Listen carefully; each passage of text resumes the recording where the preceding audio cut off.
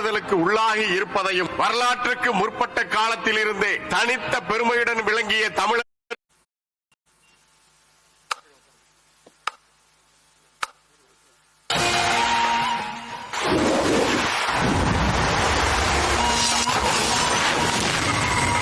தமிழ்நாடு நாள் செந்தமிழ் நாட்டின் நிலப்பரப்பின் எல்லைகள் வரலாற்றுக்கு முற்பட்ட காலம், சங்க காலம் என ஒவ்வொரு காலகட்டத்திலும் பல்வேறு மாறுதலுக்கு உள்ளாகி இருப்பதையும் வரலாற்றுக்கு முற்பட்ட காலத்தில் இருந்தே தனித்த பெருமையுடன் விளங்கிய தமிழரின் எல்லையை இவ்வளவுதான் என்று வரையறை செய்ய இயலாத அளவுக்கு உறவின் எல்லையாக உலகத்தையும், வெற்றிகளின் எல்லையாக இமயத்தையும், நாட்டின் எல்லைகளாக வடக்கில் வேங்கடத்தையும் கொண்டு வாழ்ந்தார்கள் என்பதையும் சங்க இலக்கியங்களின் வாயிலாக அறிய முடிகிறது. பண்டைய தமிழ்நாட்டின் நில எல்லைகள் தற்போது உள்ள குமரி முனைக்கு தெற்கே உள்ள கடலுக்கு அப்பாலும் வெகு தூரம் பரவி இருந்ததை அறிய முடிகிறது. பாண்டிய மன்னன் ஆட்சி செய்த நாட்டின் பகுருளி ஆறும் குமரி மலையும் கடற்கோள்களால் மூழ்கிவிட்டதால் தன்னுடைய நாட்டு எல்லையை பெருக்குவதற்காக வடக்கு நோக்கி படையெடுத்து சென்றதை பகுருளி ஆற்றுடன் பன்மலை அடுக்கத்து குமரி கோடும் கொடுங்கடல் கொள்ள வடதிசை கங்கையும் இமயமும் கொண்டு தென் திசை ஆண்ட தென்னவன் வாழி என்று பாடுகிறது சிலப்பதிகாரம். வடா அது பனிபடு நெடுவரை வடக்கும், தெனா அது உருகெழு குமரியின் தெற்கும், குணா அது கரை பொறு தொடுகடல் குணக்கும், குடா அது தொன்று முதிர் பவ்வத்தின் குடக்கும் என்னும் புறநானூற்று வரிகளில் பாண்டியன் பல்யாக சாலை முதுகுடுமி பெருவழுதியின் ஆட்சி எல்லை வடக்கே இமயத்தையும் கடந்து குமரியின் தெற்கு எல்லைக்கு அப்பாலும் பரவியிருந்தது என்று காரிக்கிழார் தெரிவித்துள்ளார். தென்குமரி வடபெருங்கல் குணக்குட கடலா எல்லை என்னும் புறநானூற்று வரிகளில் சேரர்கள் வடக்கில் உள்ள இமயத்தையும் தெற்கில் உள்ள குமரியையும் ஆண்டதாக குறும்கோழியூர் கிழார் குறிப்பிட்டுள்ளார். அதேபோல தென்குமரி வடபெருங்கல் குணக்குட கடலா எல்லை தொன்று ஒழிந்து தொழில் கேட்ப வெற்றமோடு வெறுத்து ஒழுகிய கொற்றவர்தம் கோன் ஆகுவை என்று மதுரை காஞ்சி பாடுகிறது. அதன் வாயிலாக பாண்டியன் நெடுஞ்செழியன் ஆட்சி எல்லையை மாங்குடி மருதனார் குறித்துள்ளார். சங்க காலத்தில் தமிழ்நாட்டை தமிழ் மன்னர்கள் ஆட்சி செய்த பிறகு சில நூற்றாண்டுகள் அயலார் ஆட்சி செய்துள்ளனர். 9ஆம் நூற்றாண்டில் மீண்டும் தமிழ் அரசாகிய சோழர்களின் ஆட்சி தமிழர் நாட்டில் எழுச்சி பெற்றது. 12ஆம் நூற்றாண்டு வரை சிறப்புடன் விளங்கிய சோழர்கள் காலத்தில் அவர்களின் ஆட்சி எல்லை தென்னாடுக்கும் அப்பால் இந்தியா முழுமைக்கும் பறந்து விரிந்துள்ளது. தெற்காசியா முழுமைக்கும் சோழ பேரரசை அவர்கள் நிறுவினார்கள். அதன் பிறகு மாலிகாப்பூர் படையெடுப்பு, விஜயநகர மன்னர்களின் ஆட்சி, நாயக்கர்களின் ஆட்சி என்று தமிழ்நாட்டில் தமிழர் அல்லாதார் ஆட்சி நடைபெற்றது. நாயக்க மன்னர்கள் தெலுங்கை தாய்மொழியாக கொண்டவர்கள் என்பதால் அவர்களின் ஆட்சி காலத்தில் தெலுங்கு மக்கள் தமிழ்நாட்டின் தென்கோடி வரை குடியேறி இருக்கிறார்கள். நாயக்கர்கள் ஆட்சிக்கு பிறகு ஆங்கிலேயர் ஆட்சி வரை தெலுங்கு மொழி பேசுவோரே பல இடங்களில் பாளையக்காரர்களாகவும் குறுநில ஆட்சியாளர்களாகவும் நிலக்கிழார்களாகவும் இருந்துள்ளனர். ஆங்கிலேயர்கள் தங்களின் ஆட்சி வசதிக்காக இந்தியாவை ஒரே நாடாக ஆக்கினார்கள். அதற்கு இந்தியா என்ற பெயரும் சூட்டினார்கள். இந்தியா முழுவதும் கூட்டாட்சி நிலை பெற்றிருக்க வேண்டுமானால் மாநிலங்கள் மொழி அடிப்படையில் பிரிக்கப்பட்டு அந்தந்த மாநிலங்களின் ஆட்சி நிர்வாகத்தை அந்த மாநில மக்களே நடத்த வேண்டும் என்று அறிஞர்கள் எண்ணினார்கள். இந்திய விடுதலைக்கு பிறகு இந்த எண்ணம் நாடெங்கும் பேரெழுச்சி கொண்டது. பல்வேறு மாகாணங்களாக இருந்த இந்திய பகுதிகளில் பல மொழி பேசும் மக்கள் வாழ்ந்து வந்தனர். ஒவ்வொரு மொழி பேசும் மக்களும் தங்கள் மொழி சார்ந்த மாநிலங்களை அமைக்க விரும்பினார்கள். கிபி 1918ஆம் ஆண்டு வெளியிடப்பட்ட மாண்டேகு செம்சுபோர் அறிக்கையில் அவரவர் மொழிக்கு ஏற்ப மாநிலங்கள் அமைக்கப்பட வேண்டும் என்று வலியுறுத்தப்பட்டது. கிபி 1930ஆம் ஆண்டு வெளியான சைமன் கமிஷன் அறிக்கையும் மொழிவழி மாநிலங்கள் அமைக்கப்பட வேண்டும் என்று வலியுறுத்தியது. ஆங்கிலேயர் ஆட்சி காலம் முதல் இந்திய விடுதலைக்கு பிறகு கிபி 1953ஆம் ஆண்டு வரை தமிழ்நாடு சென்னை மாகாணத்தின் ஒரு பகுதியாக இருந்தது. ஆந்திராவின் பகுதிகளும் மலபார் மாவட்டமும் தென் கன்னட பகுதிகள் போன்றவையும் சென்னை மாகாணத்தோடு இணைக்கப்பட்டிருந்தன. 1920ஆம் ஆண்டிலிருந்தே தனி ஆந்திர மாநிலம் வேண்டுமென தெலுங்கர்கள் குரல் கொடுக்க தொடங்கினார்கள். தங்களுக்கென்று தனியாக ஒரு மாநிலம் இருந்தால் தங்கள் மொழி, பண்பாடு, கலை ஆகியவற்றை வளர்த்து முன்னேற முடியும் என்று அவர்கள் கருதினார்கள். அதற்காக ஆந்திர மகாசபை என்ற ஒரு அமைப்பையும் நிறுவினார்கள். கட்சி வேறுபாடின்றி அனைத்து ஆந்திர மக்களும் இதில் ஒற்றுமையாக இருந்தார்கள். அதை போலவே 3 நிலப்பிரிவுகளில் பிரிந்து கிடந்த மலையாளிகள் திருவிதாங்கூர், கொச்சி, மலபார் மாவட்டம் ஆகிய 3 பகுதிகளையும் ஒன்றாக இணைத்து ஐக்கிய கேரள மாநிலம் அமைக்க வேண்டும் என்று கேரள சமாஜம் என்ற அமைப்பை ஏற்படுத்தி கட்சி வேறுபாடு இல்லாமல் குரல் கொடுத்தார்கள். கிபி 1953 ஆண்டு சென்னை மாகாணத்திலிருந்து ஆந்திரா பிரிந்தது. கிபி 1956 ஆண்டு மலபார் மாவட்டம் பிரிந்து கேரளாவில் இணைக்கப்பட்டது. தென் கன்னட மாவட்டம் பிரிக்கப்பட்டு கர்நாடகத்துடன் சேர்க்கப்பட்டது. இப்படி அவர்கள் பிரிந்து செல்லும் போது தமிழர் பகுதிகள் பலவற்றையும் பறித்துக் கொண்டு போனார்கள். திருவிதாங்கூர் சமஸ்தானத்தில் இருந்து தமிழ் பகுதிகளான நெய்யாற்றங்கரை, நெடுமங்காடு, தேவிக்குளம், பீர்மேடு போன்ற பகுதிகள் பறிபோயின. மலபார் மாவட்டத்தில் இருந்த பாலக்காடும் கொல்லங்கோடு வனப்பகுதியும் பறிகொடுக்கப்பட்டது. கொள்ளைகாலம் வட்டத்தின் தென்பகுதியையும் கன்னடர்கள் பறித்துக் கொண்டு போனார்கள். 1000 ஆண்டுகளுக்கு மேலாக தமிழர்களின் பகுதியாக தொடர்ந்து விளங்கி வந்த கோலார், தங்கவயல், பெங்களூர் நகர பகுதி போன்றவற்றின் மீதும் தமிழ்நாட்டு அரசியல் கட்சி தலைவர்கள் உரிமை கொண்டாட தவறியதால் நாம் அவற்றை இழந்தோம். சங்க காலம் முதல் நமது வட எல்லையாக இருந்த வேங்கடத்தை ஆந்திரர்கள் பறித்துக் கொண்டார்கள்.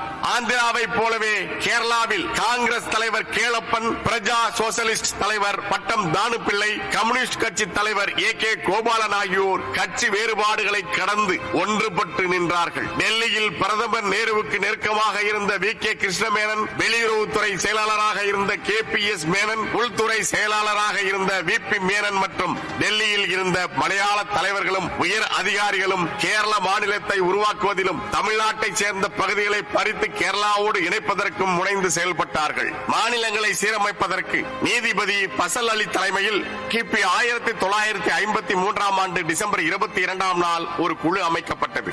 NK குன்ஸ்ரு, KM பணிக்கர் ஆகியோர் அதன் உறுப்பினர்களாக நியமிக்கப்பட்டார்கள். இந்த குழு ஒவ்வொரு மாநிலத்திற்கும் சென்று அங்குள்ள நிலவரங்களை ஆய்வு செய்து தனது அறிக்கையை கிபி 1955 ஆண்டு செப்டம்பர் 30 நாளுக்குள் சமர்ப்பிக்க வேண்டும் என்று குறிப்பிடப்பட்டது. எல்லா மாநிலங்களுக்கும் சென்று அங்கே வாழும் மக்களின் கருத்தறிந்து முடிவெடுப்பதற்கு அந்த குழுவுக்கு முழு அதிகாரம் வழங்கப்பட்டிருந்தது.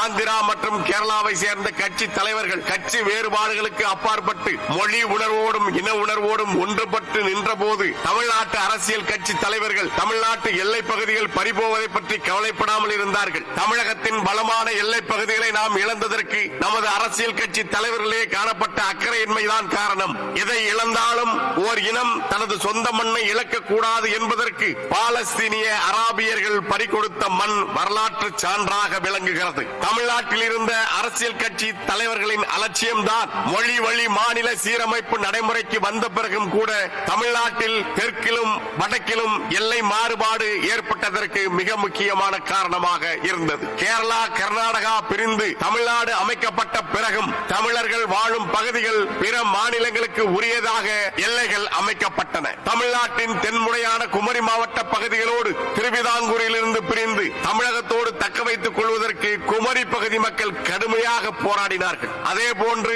வேங்கடம் சார்ந்த பகுதிகளை தமிழ்நாட்டில் இருந்து பறித்து செல்வதை வட தமிழ்நாட்டு மக்கள் கடுமையாக எதிர்த்தார்கள்.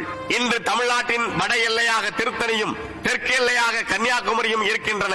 இவற்றை நாம் எல்லைகளாக பெறுவதற்கு பல தமிழர்கள் உயிரை தியாகம் செய்திருக்கிறார்கள். பலர் தங்கள் வாழ்க்கையையே போராட்டமாக ஆக்கிக் கொண்டார்கள். அந்த வீர தியாகிகள் இல்லை என்றால் திருத்தணியும் தென்குமரியும் தமிழர்களுக்கு சொந்தமில்லாமல் போயிருக்கும். சங்க காலத்தில் சிறப்புற்று விளங்கிய சேரநாடு திருவிதாங்கூர் சமஸ்தானமாக விளங்கினாலும் அந்த பகுதி முழுவதும் வாழ்ந்து வந்த தமிழ் மக்கள் கொஞ்சம் கொஞ்சமாக தெற்கு நோக்கி நகர்ந்து தென் திருவிதாங்கூரின் ஒரு பகுதியில் மிகுதியாக வாழ்ந்தார்கள். அப்பகுதியில் வாழ்ந்த தமிழ் மக்கள் இரண்டாம் தர குடிமக்களாக கருதப்பட்டார்கள். பல நூற்றாண்டாக ஒதுக்கப்பட்ட தமிழ் மக்கள் தங்கள் உரிமைகளை பெற வேண்டும் என்றால் கூட்டாக செயல்பட வேண்டும் என்ற முடிவுக்கு வந்தார்கள்.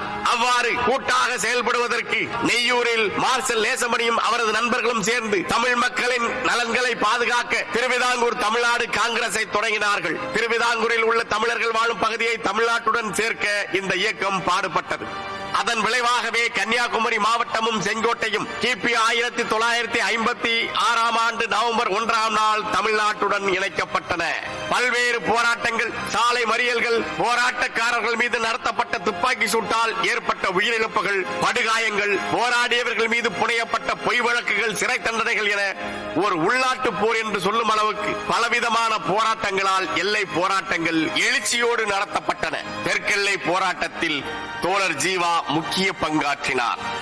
தேசிய இன ஒடுக்குமுறைக்கு எதிரான விடுதலை போராட்டத்தில் தேசிய இன சுய நிர்ணய உரிமை இன்றியமையாதது என்று வலியுறுத்தினார் தோழர் ஜீவா.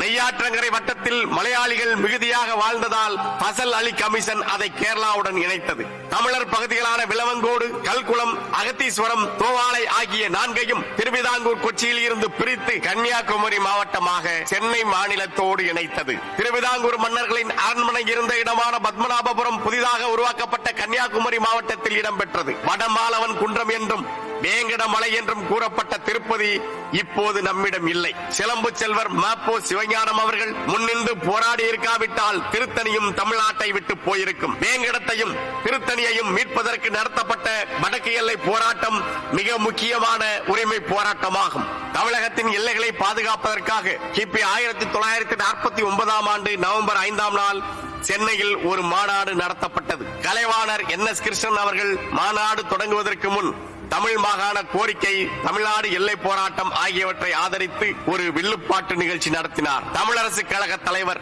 சிலம்பு செல்வர் ஐயா மாப்போ சிவஞானம் அவர்கள் தலைமையில் வடக்கு எல்லை பாதுகாப்பு குழு ஒன்று அமைக்கப்பட்டது. இக்குழுவின் செயலாளராக கே. விநாயகம் அவர்கள் தேர்ந்தெடுக்கப்பட்டார்கள். கிபி 1911 ஆண்டு வரை வடார்காடு மாவட்டத்தில் தான் திருப்பதி இருந்தது. வடார்காடு மாவட்டம் அளவில் பெரியதாக இருந்ததால் நிர்வாக வசதிக்காக அது 2ஆக பிரிக்கப்பட்டது. சித்தூர், கங்குந்தி குப்பம், திருத்தணி, புத்தூர், பல்லவன் ஏரி, திருக்காலத்தில் திருப்பதி ஆகிய தமிழ் வட்டங்களை வட ஆற்காடு மாவட்டத்தில் இருந்து பிரித்து சித்தூர் மாவட்டம் என தனி மாவட்டமாக உருவாக்கினார்கள்.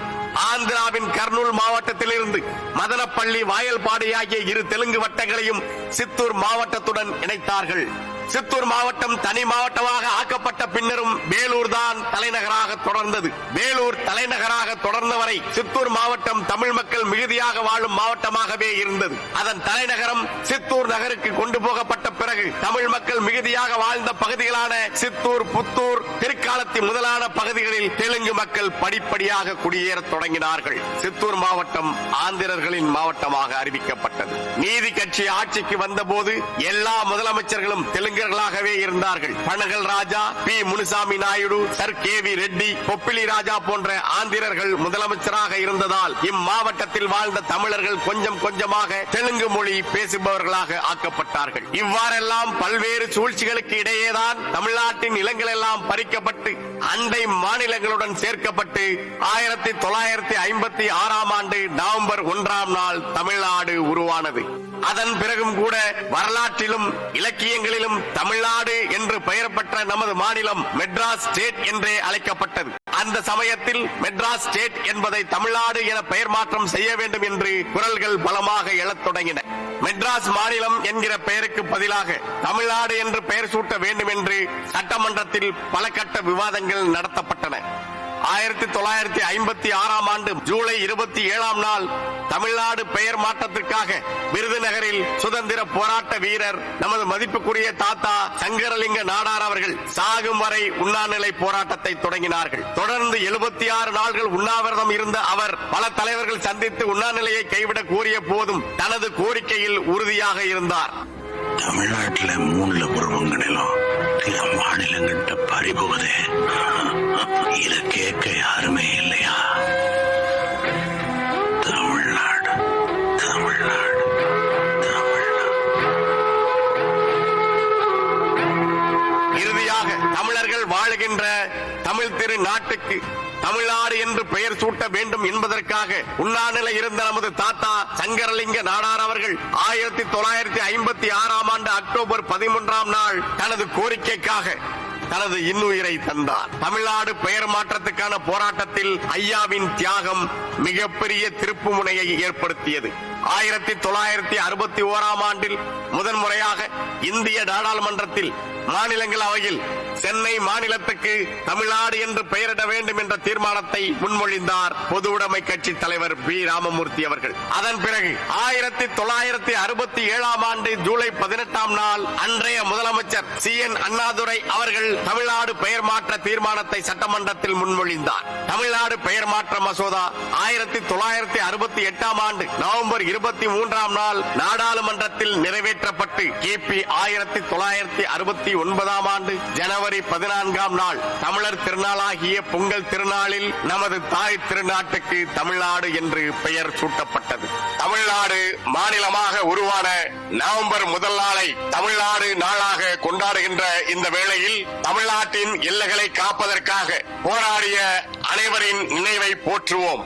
தெற்கு எல்லை போராட்டத்தை தலைமையேற்று நடத்திய வணக்கத்துக்குரிய மார்ஷல் நேசமணி அவர்கள், சாம் நத்தானியல் அவர்கள், தோழர் ஜீவா அவர்கள், PS மணி அவர்கள், காந்திராமன் அவர்கள், வேலாயுதம் பிள்ளை அவர்கள், P சிதம்பரம் பிள்ளை அவர்கள், மார்க்கண்டேயன், RK ராம், குஞ்சன் நாடார், பொன்னப்ப நாடார், தானுலிங்க நாடார், சிதம்பரநாதன் நாடார், ராமசாமி பிள்ளை, AA Abdul Razak, Arulappan Nadar, T செல்வம், AS சாண்டி, அந்தோணி மற்றும் வடக்கெல்லை காக்கும் போராட்டத்தில் தலைமையேற்று முன்னின்ற வணக்கத்துக்குரிய சிலம்பு செல்வர் தாத்தா மாப்போ சிவஞானம் அவர்கள், தளபதி K விநாயகம் அவர்கள், மங்களம் கிழார் அவர்கள், தமிழ் தென்றல் திரு V கல்யாண சுந்தரனார் அவர்கள், தமிழறிஞர் தேப்போ மீனாட்சி சுந்தரனார் அவர்கள், NA ரஷீத், ரங்கசாமி முதலியார், TM திருமலை பிள்ளை, ES தியாகராஜன், VK சடகோபாலாச்சாரியார், தணிகை சுப்பிரமணியம், சின்ன அண்ணாமலை, கவிஞர் காமு ஷெரீப், கவிஞர் வானம்பாடி, PK Kuppusamy, SK Balasubramaniam, ATK Ramasamy, M Ezhumalai, KN Venkatesan, R Shanmugam, திருமதி ஞான பூங்கோதை, திருமதி சரஸ்வதி பாண்டுரங்கம், சச்சிதானந்த பிள்ளை, பேராசிரியர் அன்பு கணபதி, கோமோ ஜனார்தனம், கன்னியப்பன் உள்ளிட்ட எல்லை மீட்பு போராட்ட தலைவர்களுக்கு நாம் தமிழர் கட்சியின் புகழ் வணக்கம். தெற்கு எல்லை காக்கும் உரிமை போராட்டத்தின் போது புதுக்கடை தொடுவெட்டியில் நடத்தப்பட்ட துப்பாக்கி சூட்டில் தமது இன்னுயிரை ஈந்த வணக்கத்துக்குரிய எல்லை போராளிகள் M Muthusamy Nayagam, N Kumaran Nadar, A Peer Mohammed, A Arulappan Nadar, A Ponnaiah Nadar, N Chellappa Pillai, S Ramaiyan Nadar, C Pappu Panicker, M Palayan Nadar ஆகியோருக்கு நாம் தமிழர் கட்சியின் வீர வணக்கம். தமிழ்நாடு மாநிலம் உருவான பிறகும் மெட்ராஸ் ஸ்டேட் என்று அழைக்கப்பட்டு வந்த நிலையில் தாய் தமிழ் நாட்டிற்கு தமிழ்நாடு என பெயர் வைக்க வேண்டும் என்பதற்காக 76 நாள்கள் உண்ணாநிலை இருந்து தமது இன்னுயிரை ஈகம் செய்த நமது போற்றுதலுக்குரிய தாத்தா தியாகி சங்கரலிங்க நாடார் அவர்களுக்கு நாம் தமிழர் கட்சியின் வீர வணக்கம்.